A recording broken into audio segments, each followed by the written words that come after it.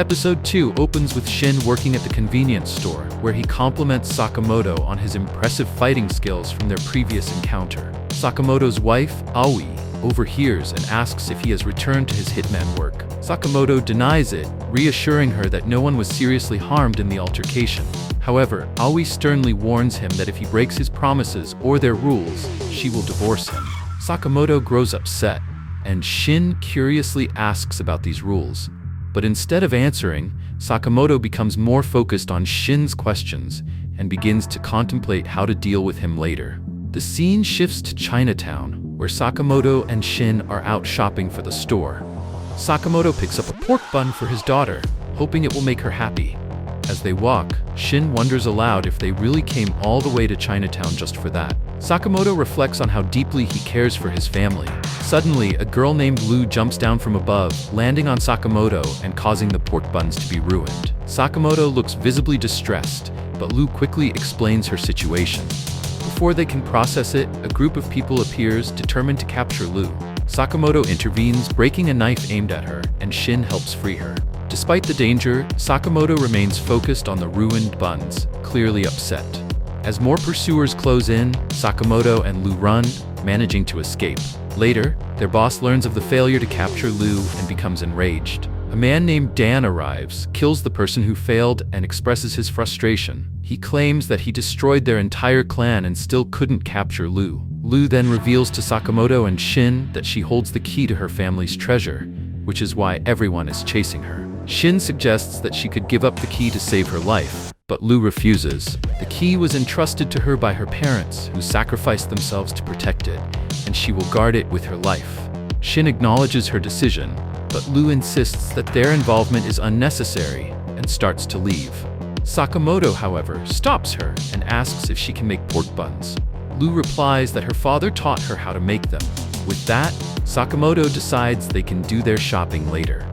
Shin warns that Lu's family is part of the mafia, and they shouldn't get involved. But Sakamoto, undeterred by the danger, insists on having the pork buns. Shin tries to convince him to back off. But before they can leave, a loud bang sounds, and Cho arrives, kicking Sakamoto into a nearby building. Shin attempts to strike at their opponents, but quickly realizes how skilled and dangerous they are. Meanwhile, Sakamoto steps in when Lu is attacked, displaying his incredible strength and shocking everyone with his abilities. He attempts to convince Lu to hand over a valuable key in exchange for a quick death, but she refuses, revealing that her parents sacrificed themselves to protect it. Enraged by her defiance, Sanhee threatens to kill her the same way he did her parents. This infuriates Lu, prompting her to rush at him in anger.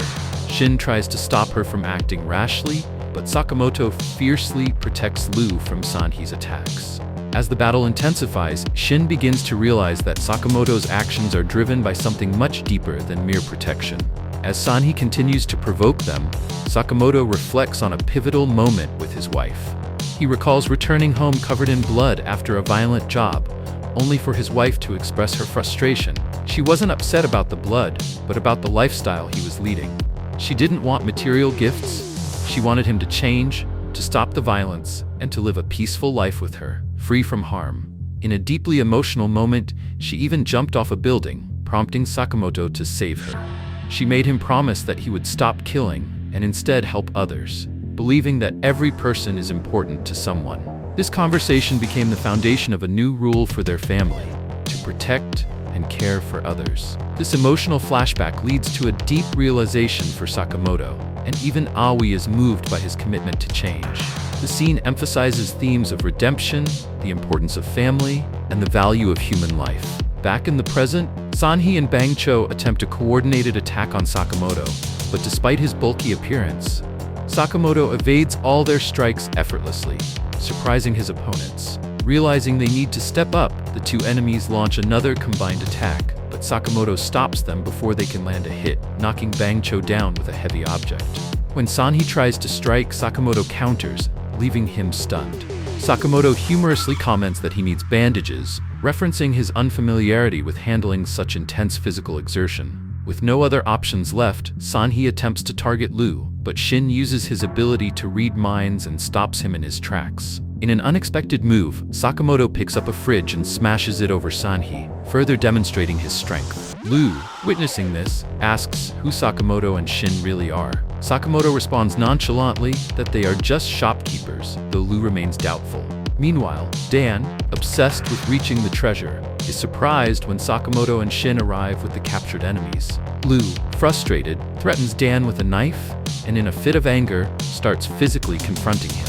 However, instead of killing him, Lu decides to spare Dan, recalling her father's advice that seeking revenge would only prevent her from truly living. She opens her family's treasure vault, revealing vast amounts of gold inside. They also find a book that details the L clan's tradition of storing valuable items for future generations. Curious about what her father left her, Lu discovers a heartfelt letter from him, expressing his hope to share a drink with her when she grows up. This emotional message moves Lu, and in gratitude for Sakamoto and Shin's help, she decides to share the treasure with them. Later, Sakamoto and Shin enjoy pork buns, which, despite their unappealing appearance, taste great. The scene shifts to Shin sitting in the shop when Sakamoto enters, complaining of a headache from drinking. Sakamoto asks for peace, and Shin brings him juice. To Shin's surprise, Lu enters wearing a shop uniform and explains that she has taken the job, as no one else would hire her. Later, Sakamoto reminds Shin to respect the family rules. Shin, having gained insight into these rules through his ability to read minds, acknowledges them. Sakamoto, now considering Shin as part of the family, emphasizes the importance of following these rules, warning him that any violation would have serious consequences. Shin, however, cleverly points out that Sakamoto's warning contradicts the very first rule. The episode then shifts to a secretive meeting where a group of individuals discusses Sakamoto, revealing that a bounty of 1 billion yen has been placed on his head. This sets the stage for further conflict, and the episode concludes with rising tension around Sakamoto's future. Episode 3 kicks off with Lu strolling into her shift at the convenience store, a casual 2 hours late. Shin, on the verge of a complete meltdown, scolds her like a volcano about to erupt. But Lu, like a Zen master in the middle of chaos, remains eerily calm, as if tardiness were some sort of ancient art form. While working, Shin notices a glaring mistake. Someone placed detergent in the juice section. His irritation spikes as he tells Lu to get her act together. Lu, ever the rebel, takes this as her cue to stack items in the most nonsensical way possible, as if she's conducting an experiment to test Shin's patience. Fed up, Shin demands to know if Lu has ever worked a job in her life. Lu nonchalantly replies that, yes, she worked for her dad, digging holes and burying barrels. This revelation only adds to Shin's exasperation, and he storms off to complain to Sakamoto, suggesting they fire Lu before she buries their entire inventory. Unexpectedly, Sakamoto, who typically speaks as much as a statue, tells Shin to quit criticizing Lu. He even goes a step further and asks Lu to apologize, leaving both Shin and Lu stunned. As if this wasn't shocking enough, Sakamoto continues to speak, like a lot. Shin, who's never seen Sakamoto string this many words together, is visibly flustered, as if the universe itself has flipped upside down. Then, Sakamoto drops a line that makes everyone freeze. "You're being so rude, I might have to kill you." Shin stares at him, trying to figure out if this is a joke or if he should start writing his will. Before anyone can recover from the awkwardness, a man who looks exactly like Sakamoto strolls into the store. Shin and Lu both gape at the newcomer, their faces practically screaming. "What is happening?" The original Sakamoto, as calm as ever, shrugs and says, "Well, this is unexpected. I appear to have a doppelganger." Shin tries to process the situation, wondering how someone could perfectly mimic Sakamoto, while also panicking over the fact that he can't read the doppelganger's mind. Meanwhile, Nagumo finds all of this absolutely hilarious and laughs like he's watching a comedy special. Shin and Lu, in no mood for his antics, both punch him in frustration. The doppelganger finally introduces himself as a close friend of Sakamoto's, claiming to be 18 years old and working at a nearby convenience store. Shin and Lu exchange confused glances, clearly skeptical of his youthful claim. Then Sakamoto casually reveals that the doppelganger is actually 27 years old and a seasoned hitman. Cue more jaw-dropping from Shin and Lu. The doppelganger then shares some alarming news. There's a 1 billion yen bounty on Sakamoto's head. As the group processes this bombshell, a pizza delivery guy arrives. Shin quickly reads his mind and realizes he's an assassin in disguise. The pizza guy confidently takes Nagumo hostage, but Sakamoto remains so calm, you'd think he was ordering takeout. Nagumo, however, isn't one to stay quiet and starts choking the assassin, which only makes things more chaotic. Sakamoto steps in, stopping Nagumo and reminding everyone to keep things civil. Nagumo reluctantly backs off, throwing in some jokes to lighten the mood, but Sakamoto stays as stoic as ever. Meanwhile, a mysterious group of people watches the whole ordeal through surveillance cameras. They discuss their next steps, with some arrogantly claiming Sakamoto won't be an issue because he's been retired for 5 years. Little do they know, Sakamoto is already watching them through the cameras. He delivers a chilling warning: "If you try to stalk me, I'll make you regret it." Later, Shin expresses concern to Sakamoto about more assassins showing up, but Sakamoto advises staying low. This plan is immediately ruined when Hana and Aoi came to Sakamoto brimming with excitement. Hana announces that they're going to an amusement park the next day, leaving Sakamoto visibly uneasy at the idea of such a public outing. The next day, Hana and Aoi are full of excitement, while Sakamoto, Shin, and Lu look like they're heading to their doom. On the Ferris wheel, Lu starts feeling queasy after overindulging on food. Hana, meanwhile, cheerfully explains that they're here to see Sugar Bonnie, a powerful fighter.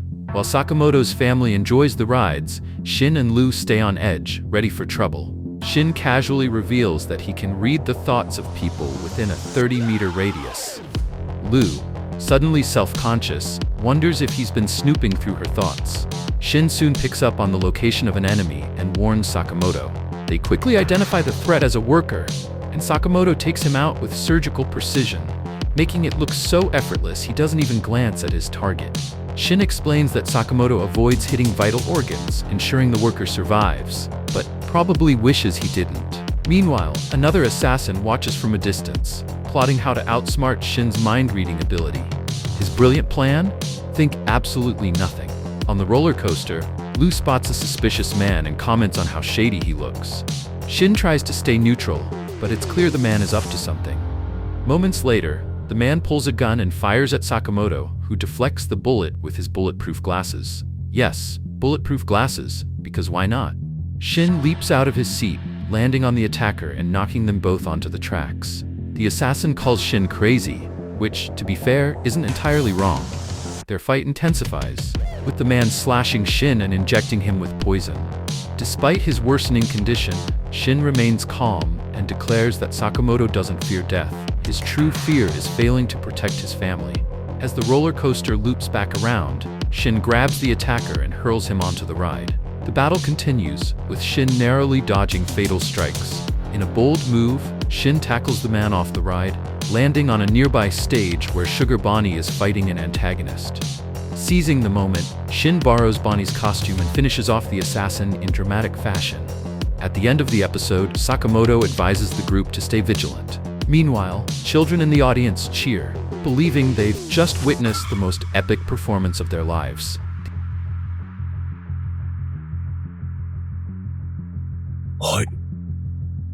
The episode starts with Lu on a roller coaster, feeling sick. Meanwhile, 2 assassins appear. The woman dislikes crowded places, and both have the same mission: to kill Sakamoto. Suddenly, the man scolds her for almost stepping on ants, showing that he only kills targets, not innocent creatures. She argues but respects his rule. Elsewhere, Shin uses eye drops to counter poison, thanks to a strange man who carries antidotes. Sakamoto asks him who sent him, but he refuses to answer. Lu grabs his knife, stabs him, and wastes the antidote, forcing him to confess. He reveals that Don Daka hired him, a company where assassins must complete missions alone. Shin mocks him for confessing so quickly, and the man admits he's just doing a part-time job. When asked if he's in JAA, Japan Assassins Association, he nods and explains that only 400 people in Japan are certified hitmen. He then asks if Sakamoto was part of the order. Sakamoto stays silent, confirming the truth. Ao and Hana arrive, and the group prepares to leave. Before they go, Shin steals the assassin's knife but spares his life. Hana even puts a bandage on him, making him smile as he watches them leave. Later, Shin admits the antidote made him lose his mind-reading ability for a while, making everyone uneasy. Meanwhile, in a washroom, Assassin Teisu is attacked by 2 killers, Obi-Guro, Obi, and Boiled. She pins him down, and Boiled scolds her for acting improper. Obi is excited to fight Sakamoto, but Boiled teases her for never meeting him. He has a scar and jokes that Sakamoto didn't give it to him, he just fell. Teisu watches, thinking they seem silly, but they once killed over 100 people alone in a past battle. Back with Sakamoto's group, Hana worries they aren't enjoying the trip. They reassure her and she cheers up. But their fun is cut short when they reach the haunted house. Nervously they enter. Boiled and Obi watch them through security cameras. Inside, Shin relaxes, thinking they are safe. But suddenly, an attacker with a knife charges at them. Shin dodges, and Sakamoto quickly knocks him out. Meanwhile, Hana and Ao have fun in the haunted house. Obi is impressed by Sakamoto's skills, but Boiled warns her not to underestimate him. She asks if he holds a grudge against Sakamoto, but he says they were neither friends nor enemies. A flashback shows young Boiled and Sakamoto at a Hitman training center. Boiled respects Sakamoto's strength, and they complete missions together. On Valentine's Day, Boiled assumes neither of them got chocolates, but girls swarm Sakamoto with gifts. When Nagumo asks who Boiled is, Sakamoto simply replies, "I don't know." In the present, Boiled reflects, feeling they were once the same. Sakamoto's group defeats many assassins and gets ready to leave. Lu, still scared, drinks from her bottle again. Shin checks it and realizes it's just alcohol. Suddenly, they hear strange noises and open a door, revealing zombie-like assassins. Sakamoto and Shin fight them, but Boiled suddenly appears and punches Sakamoto so hard he crashes through a wall. Sakamoto gets up without a scratch and realizes his family is missing. He demands answers, but Boiled only asks, "Do you remember me?" Sakamoto's expression turns serious. "I'll show you hell." As Shin defeats the last assassins, he finds Ao and Hana unconscious. Before he can react, Obi sneaks up, excited to fight. But before she can speak, Lu slaps her. Lu declares her family has mastered Kung Fu for 4,000 years, and Obi will face it. Instead of being angry, Obi grins, eager for a challenge. Boiled mocks Sakamoto, saying he's weak now. But before he can finish, Sakamoto appears behind him, ready to strike. Boiled quickly sets off explosives, blasting Sakamoto away.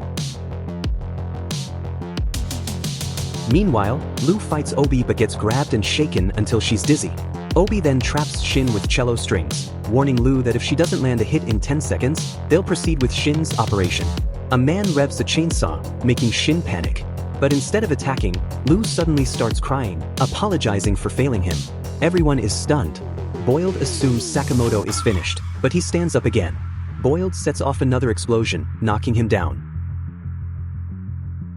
No sense fight. Boiled's special moves, rocket punch and explosive BBs, let him attack from any angle.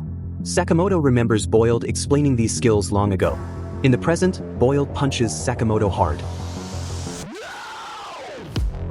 sending him flying.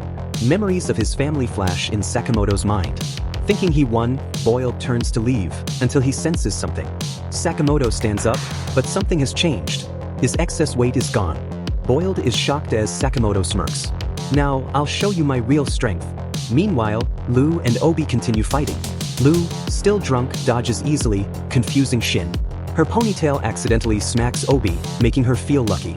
Annoyed, Obi attacks, but Lu laughs and drinks more. Furious, Obi strikes again, but Lu lands a powerful kick to her face. Instead of anger, Obi is thrilled. "Hit me more. This is fun." Lu admits she can't kill due to family rules. Obi mocks her, saying she only has 3 family members. This enrages Lu, who grabs Obi's leg for a big punch, but then suddenly stops. Her drunken state fades. "Wait, where are we?" she asks in confusion. The tension breaks, and Obi, amused, decides she wants to be Lu's friend, leaving Shin baffled. Back with Sakamoto, his slim new form stuns Boiled. But Boiled reminds him his family is still in danger. Sakamoto simply says, "I trust them." Then, with incredible speed, he charges at Boiled, crashing through a wall. Hiya. Boiled tries another rocket punch, but Sakamoto counters, breaking Boiled's machine. Desperate, Boiled uses explosives, but Sakamoto catches them midair. How is he still this strong? Boiled wonders. Sakamoto replies, "I don't fight to hurt people anymore. I fight to protect my family. That makes me stronger." With one final blow, they crash into a Ferris wheel. Defeated, Boiled accepts his loss. Elsewhere, Aoi wakes up on a bench with Shin. "Weren't we in the haunted house?" she asks. Nervous, Shin mumbles, "Oh, we were just really tired." Noticing their torn clothes, she asks about Sakamoto. Shin panics and runs off to find him. Meanwhile, Sakamoto, now out of the Ferris wheel, is questioned by a woman. Wallet interrupts, saying, "Lady, never ask how someone got hurt." When she asks about damages, he ignores her. Later, Sakamoto buys meat buns for his family and shares one with Bald. "Never thought you'd become a family guy," Bald comments. Just then, Shin arrives, freaking out over Sakamoto's new slim look and snapping pictures like a fanboy.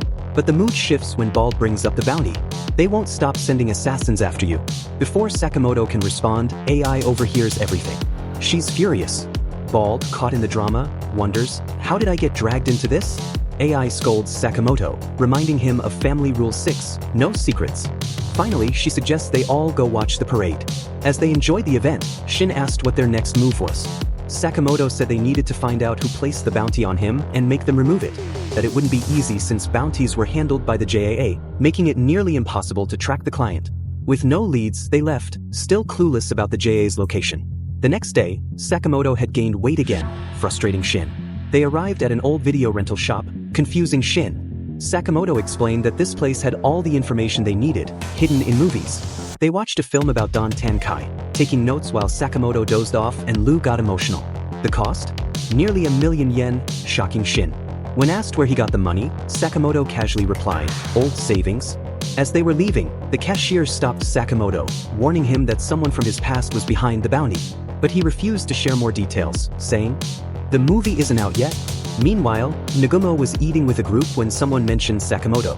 Pretending not to know him, Nagumo annoyed one of the men, who attacked, but Nagumo easily blocked him. At the same time, another man stabbed a chef just for using neon in the food. Then, an elderly J member arrived. The 4 men there were part of the order, while 3 members were either missing or would never show up. The old man placed a photo on the table, revealing a mysterious assassin killing J hitmen and leaving a bloody X at each crime scene. With over 100 hitmen dead, the order was assigned to stop this killer.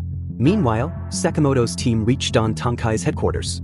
They quickly took down 2 guards and went straight to the boss's office, fighting enemies along the way. But the upper floors were eerily quiet. When they entered the office, they were shocked. Nagumo was there, sitting among a pile of corpses. You caught me," he said. "I took out Don Tankai's entire management." Then he smirked, "But I can't leave witnesses, so you all have to die."